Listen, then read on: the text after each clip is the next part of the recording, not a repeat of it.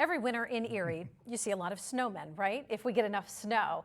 And it's all made from the fluffy stuff that falls from the sky. But back in the 1970s, even the early 80s, there was another kind of snowman that could be seen right here in this area. Yeah, those snowmen were very popular and drove audiences wild. John Last has their story in this edition of The Last Word.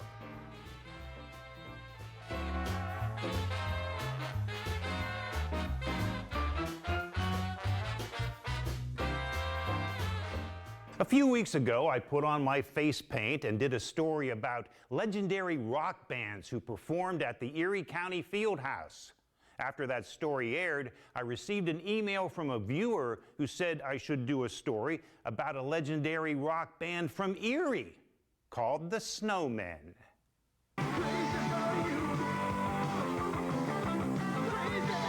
They dressed in white clothing and wore white wigs and white face paint.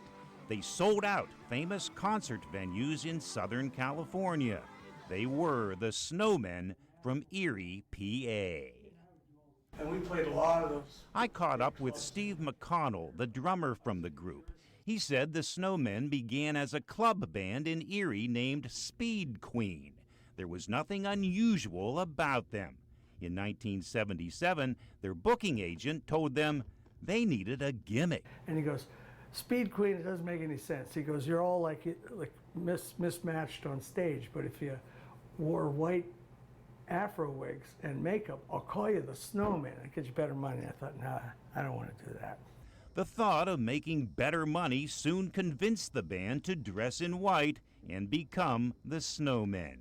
One guy refused and was replaced. The Snowmen made their debut in the winter of 1977, performing in clubs in Ohio and West Virginia.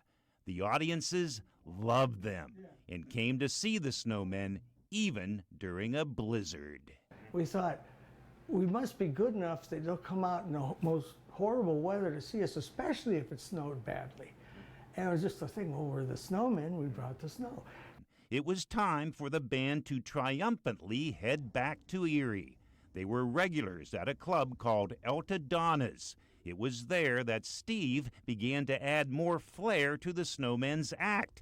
He would leave his drums during the set and do things such as break chairs and gyrate on the bar. He soon had a new stage name, Animal. And it went over like gangbusters. I'm playing with a mic stand and doing every move I had ever seen from other famous rock stars. And everybody went nuts. After 2 years, it was time to go to L.A. and play clubs there, including the famous Troubadour and Whiskey A Go-Go. The band made a video that was played during the early days of MTV. Life was good, maybe too good. Tension developed among the band members. They split up in 1983. But it was a fantastic 6 years for the Snowmen from Erie, PA. Well, here I go again with the last word in Erie. John Last, Erie News Now.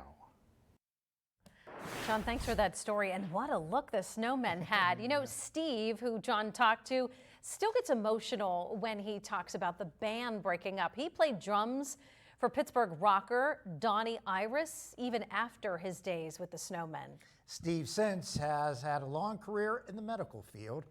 We'll be right back with more.